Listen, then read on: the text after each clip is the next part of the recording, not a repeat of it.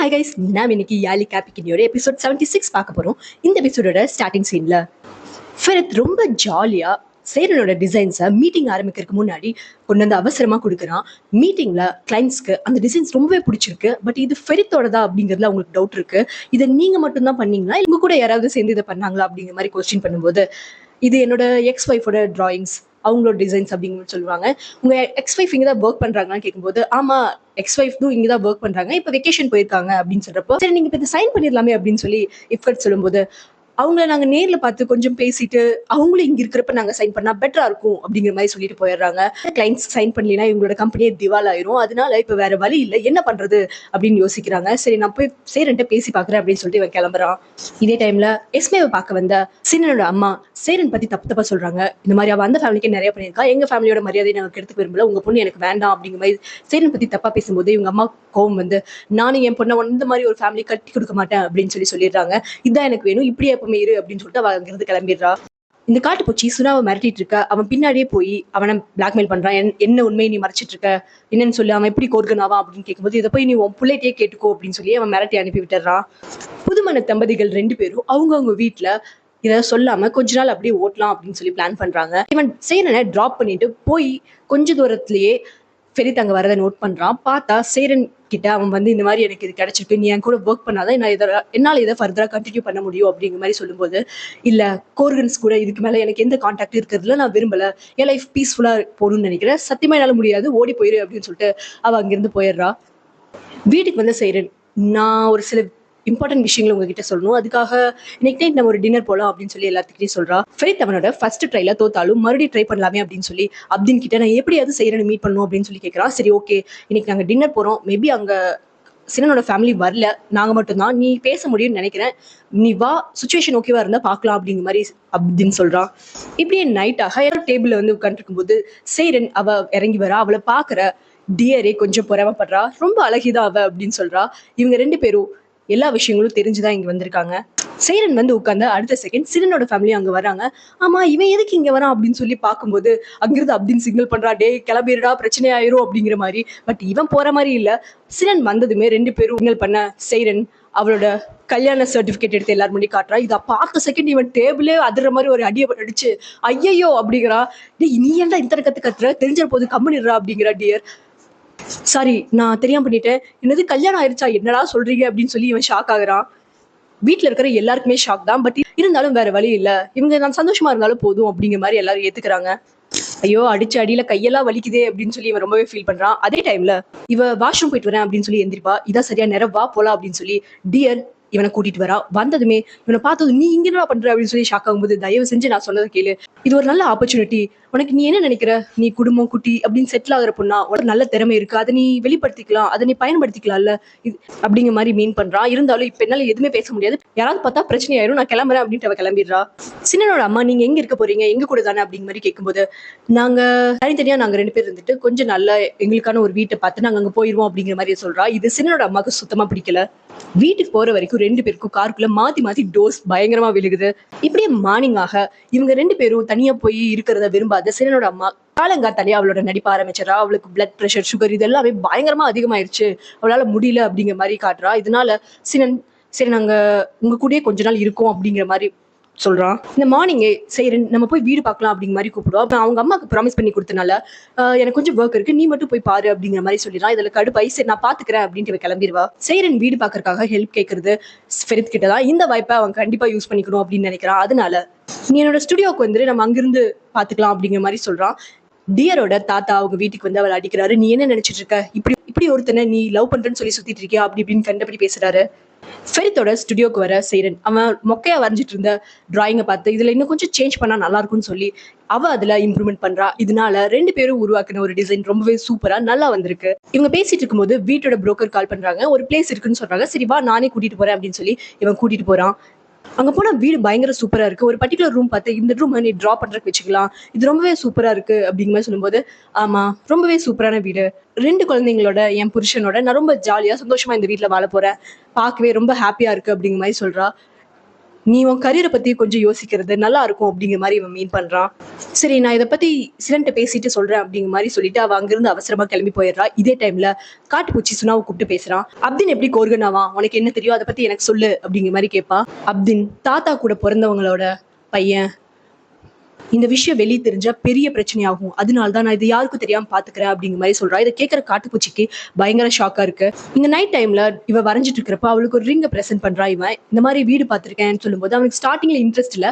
சரி ஓகே, நான் போய் நாளைக்கு பாக்குறேன், நான் பார்த்துட்டு சொல்றேன் அப்படிங்கிற மாதிரி சொல்லிடுறான். இப்படியே மார்னிங் டைம்ல வீட்டுக்கு வரப்போ இவன் என்ன சொல்றான் அப்படின்னா, நான் அந்த புரோக்கர் கிட்ட பேசினேன், அந்த வீட்டுல பைப் லைன்ஸ்ல ஏதோ ப்ராப்ளம் இருக்கா, அது ரெடி பண்றதுக்கு ஒரு 3 months ஆகும், அதனால அந்த 3 months நம்ம இங்கே ஸ்டே பண்ணிக்கலாம் அப்படிங்கிற மாதிரி சொல்றா. இது அவளுக்கு பிடிக்கவே இல்லை சொல்றான். இந்த டைம்ல அவங்க அம்மாவோட பிளட் ரிசல்ட்ஸ் வருது. பார்த்தா எல்லாமே எகிரி கிடக்குது. இதை பாக்குறப்ப அவன் ரொம்பவே ஃபீல் பண்றான்.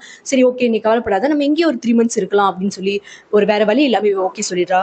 இப்படி குடும்பமா இவங்க பேசிட்டு இருக்கிறப்போ அந்த புரோக்கர் கிட்ட இருந்து கால் வருது. அவன் என்ன சொல்றான் அப்படின்னா, உங்க ஹஸ்பண்ட் கூப்பிடுவாருன்னு சொன்னீங்க, யாருமே எனக்கு கூப்பிடல, உங்க நம்பரை நான் ஃபெரித் கிட்ட இருந்து தான் வாங்கினேன் அப்படிங்கிற மாதிரி சொல்றான்.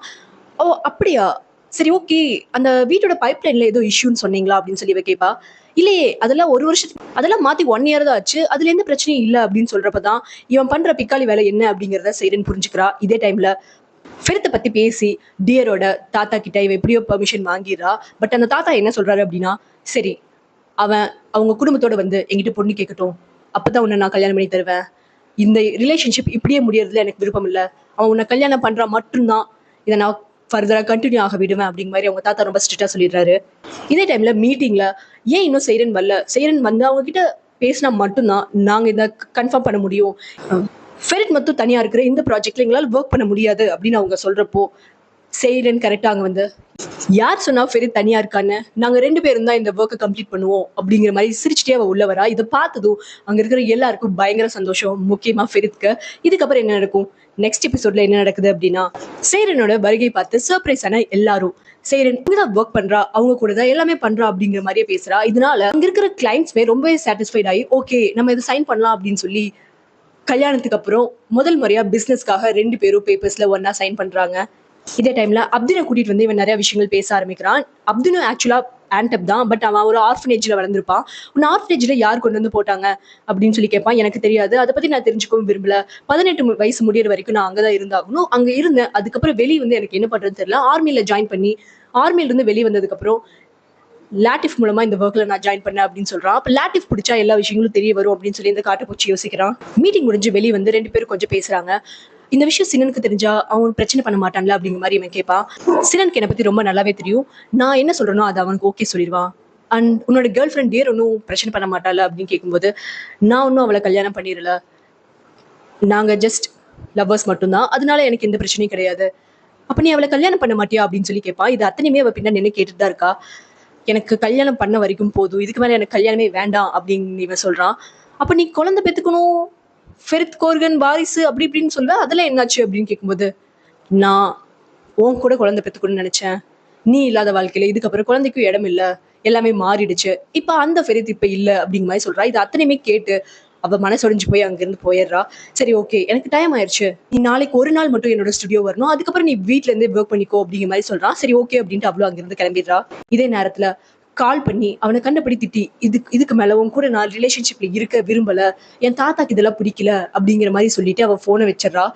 இவன் அவங்க அம்மாட்ட வந்து சொல்லும் போது, அந்த சைடு நீ கொஞ்சமாவது யோசிச்சு பாரு, அவ ஆல்ரெடி டிவோர்ஸ் ஆன பொண்ணு உன்ன மாதிரியே, அவ இவ்வளவு நாள் ரிலேஷன்ஷிப்ல இருக்குதா, அது நல்லபடியா கல்யாணத்துல முடியணும்னு அவங்க வீட்டுல இருக்கிறவங்க யோசிப்பாங்கல்ல, அவளோட சைட கொஞ்சமாவது யோசிச்சு பாரு அப்படிங்கிற மாதிரி குல்கன் அட்வைஸ் பண்றா. மீட்டிங் முடிச்சுட்டு நேரா இவ சினன் வீட்டுக்கு வரா. அங்க எல்லாத்தையும் ஷிஃப்ட் பண்றா. இந்த டைம்ல சினன், நான் கிளம்புறேன், அர்ஜென்ட் ஒர்க், என்னால இப்ப இருக்க முடியாது, பட் இந்த நாளுக்காக, நம்மளோட ஃபர்ஸ்ட் நைட்காக நான் ரொம்பவே காத்துட்டு இருக்கேன், 2 வருஷமா நான் உன் பக்கத்துல கூட வந்ததில்ல, ஹஸ்பண்ட் அண்ட் ஒய்ஃபா, இதுக்கு மேலேயாவது நம்ம சந்தோஷமா வாழணும்னு நான் நினைக்கிறேன் அப்படின்ட்டு அங்கிருந்து போறான். ஆக்சுவலா மாமியார் கொடுமை இங்கிருந்து ஸ்டார்ட் ஆகுது. சினன் நான் இது கொடுத்தாதான் சாப்பிடுவான், தினமும் காலையில டீ குடிப்பான், இத்தனை மணிக்கு சினன் எந்திரிச்சிடுவான் அப்படின்னு சொல்லி அவனோட ரொட்டீன் எல்லாம் இவங்க அம்மா வரிசையா சொல்றா. ஆக்சுவலா சினன் இதை பண்ண மாட்டான், 2 வருஷத்துல அவன் இதை பண்ணதே இல்லைன்னு சொல்லி இவ வேற ஒரு விஷயத்த சொல்றா. அவங்க அம்மா எப்படி அது விஷயத்துல இவளை கண்ட்ரோல் பண்ணணும்னு நினைக்கிறாங்க, பட் செய்ரன் அதுக்கு கொஞ்சம் கூட ஒத்து வரல. இதே டைம்ல ரூமை காட்டிட்டு இதுக்கு பக்கத்து ரூம் தான் என்னோட ரூம் அப்படிங்கிறாங்க. நாங்க ஒரு ஆச்சு போட்டா கூட உங்களுக்கு நல்லா கேட்கும் போலயே அப்படிங்கும்போது, இல்ல நான் அந்த ரூம்ல ரொம்ப நேரம் இருக்க மாட்டேன் அப்படிங்கிற மாதிரி சொல்றா. இது எதுவுமே சேரனுக்கு சுத்தமா பிடிக்கல. அவங்க அம்மா பக்கத்துல இருக்கும்போது அவளால மூச்சு கூட ப்ராப்பரா விட முடியல. இவன் நேரா போறது அந்த புரோக்கர் கிட்ட தான். அந்த வீட்டை போய் பார்க்கும்போது அவன் இந்த மாதிரி சொல்லிதான் எனக்கு தெரியும் அப்படிங்கிற சொன்னேன். அவன் பயங்கர கடுப்புல போட்டு இவன் அடிச்சிடறான். நேரா வந்து சேரன் கிட்ட தான் சண்டை போடுறா. உன்னோட புது வாழ்க்கையை வாழ்றதுக்கு எக்ஸ் ஹஸ்பண்ட் கிட்ட தான் நீ போய் நிப்பையா, அவன்கிட்ட தான் போய் வீடு கேட்டுட்டு இருக்க, 2 பேரும் ஒன்னா போய் அந்த வீட்டை பாத்திருக்கீங்க அப்படிங்கிற மாதிரி அவன் சண்டை போடும்போது, இங்க பாரு நான் ஜஸ்ட் ஹெல்ப் கேட்டேன், ஆனா நீ என்ன பண்ணுன, உன் அம்மா கூட நான் இருக்கணும் அப்படிங்கிறதுக்காக நீ பார்க்காத வீட்டை பார்த்தேன்னு என்கிட்ட போய் சொன்ன அப்படின்னு சொல்லி 2 பேரும் நிறைய ஆர்கியூ பண்றாங்க. ஆஃப்டர் தட் 2 பேரும் ஒரு கன்க்ளூஷனுக்கு வந்து சரி இப்போதைக்கு இதை பேச வேண்டாம் அப்படின்னு சொல்லி முடிவுக்கு வராங்க. இவங்க பேசி முடிச்சுட்டு வெளியே வந்தா அப்பவே அவங்க மொத்த குடும்பம் வந்து நிக்கிறாங்க. இவங்களுக்கு தெரியும் சேரனுக்கு அந்த வீட்டுல சப்போர்ட் தேவை அப்படின்னு சொல்லி அங்க வந்து இந்த காட்டுப்பூச்சி சின்னனோட அம்மாவை பயங்கரமா டென்ஷன் பண்றான். அங்க இருக்க அத்தனை பேரையும் தலைவலி உண்டு பண்றான். இதே டைம்ல உனக்கு என்ன வேணாலும் நான் பண்றேன், உனக்கு நான் ப்ரப்போஸ் பண்ணணும், கல்யாணம் பண்ணி கொண்டு தானே அதை நான் பண்றேன் அப்படிங்கிற மாதிரி பேசுறான். இல்ல உன் மனசு விருப்பப்பட்டு இதை நீ பண்ணணும், எனக்காகவோ இல்ல மித்தவங்களுக்காகவோ பண்ணக்கூடாது, இது வேண்டாம், இது சரிப்பட்டு வராது அப்படின்னு சொல்லி பேசி அனுப்பி வச்சிடறா. இந்த டைம்ல இந்த சின்னனோட உண்மையான முகத்தை காட்டுறாங்க. அவன் இவன் ரொம்பவே சிக்கா இருக்கிறப்போ அவனோட போனை வாங்கி பார்த்தா ஃபுல்லுமே ஃபெரித் போட்டோவா தான் இருக்கும். உன்னோட இவ்வளோ ஆழமான அழகான லவ் கிடைக்க வேண்டியது, டிசர்வ் பண்றது எல்லாமே நான் தான், அவன் இல்ல. இதுக்கு மேல நீ என்ன மட்டும் தான் லவ் பண்ண போற, நீ எனக்கு தான் ஒய்ஃப் ஆக போற, அதுக்கான எல்லாத்தையுமே நான் இதுக்கு மேல பண்ண போறேன் அப்படின்னு சொல்லி இவன் அத்தனையுமே சேரனுக்காக மட்டும்தான் பண்ணியிருக்கான், அவனோட லவ் கிடைக்கணும் அப்படிங்கிறதுக்காக. இப்போ சேரன் என்ன சொல்றா அப்படின்னா, தயவு நம்ம லைஃபை ஸ்டார்ட் பண்றது இந்த வீட்டுல கண்டிப்பா கிடையாது, ஒரு அச்சு போட்டா கூட உங்க அம்மாக்கு ரொம்ப நல்லா கேட்கும், அதனால என்னால இங்கெல்லாம் எதுவும் யோசிக்கவே முடியல அப்படிங்கிற மாதிரி சொல்றா. இங்க எதுக்கான பாசிபிலிட்டிஸ் எதிர்பார்க்காது அப்படிங்கிற மாதிரி சொல்றா. பட் இது அத்தனையுமே அவங்க அம்மா அந்த ரூம்ல ஒரு போட்டோ மாதிரி மாட்டி வச்சிருப்பா. அது நகர்த்துனா இந்த ரூம்ல என்ன நடக்குது என்ன பேசுறாங்க அப்படிங்கிறத அப்படியே தெளிவா பாக்குறா. இப்படியே மார்னிங் ஆக இந்த சின்னனோட அங்கிளையுமே குல்கனையும் பழகிட்டிருப்பாங்க. நான் உங்களை நேர்ல வந்து பாக்கணுமே அப்படின்னு சொல்றான். சரி வாங்கன்னு சொல்லிடுறான். இதே டைம்ல ஜிம்ல இருக்கிற ஃபெரித் கிட்ட சின்னனோட சிஸ்டர் வந்து பேசுறா. பாவம் சேரன் எங்க வீட்டுல வந்துட்டு ரொம்பவே கஷ்டப்படுறா, இது வரைக்கும் அவங்க 2 பேரும் ஒன்னா வாழ்ந்ததே இல்லை போல, இதுக்கு மேலதான் அவங்க லைஃபை ஸ்டார்ட் பண்ணும் அப்படின்னு சொல்லி எல்லாத்தையுமே ஹிண்ட் மாதிரி பேசிட்டா. இதை கேட்கறப்ப அவனுக்கு கடுப்பாய் அவங்க இருந்து எந்திரிச்சு போயிடுறான். இப்ப வரைக்குமே சேரனும் ஃபெரித்தும் வேற வேற ரிலேஷன்ஷிப் மூவ் ஆன் அப்படின்னு ஆகிட்டாலும் யாரு கூடயுமே இது வரைக்கும் அவங்களால பிசிக்கல் ரிலேஷன்ஷிப் அப்படிங்கிறத நினைச்சு கூட பார்க்க முடியல. குல்கனோட வீட்டுல போய் அவன் பேசிட்டு இருக்கும்போது அவன் பையன் வரதை தெரிஞ்சுக்கிட்ட குல்கன், நீங்க கொஞ்சம் கீழே வெயிட் பண்ணுங்க, நான் ஃபெரித் பேசிட்டு வந்துடுறேன் அப்படின்னு சொல்லி அவனை அனுப்பி விட்டுருவான். ஃபெரித் வந்து இந்த மாதிரி இன்னைக்கு நைட் இந்த ஹோட்டலுக்கு வரா, நான் அவட்ட பேசலான் இருக்கேன் அப்படிங்கிற மாதிரி சொல்றா. இப்படி இவங்க பேசிட்டு இருக்கிறத அவனோட அங்கிள் ரொம்ப தெளிவா கேட்டுறான்.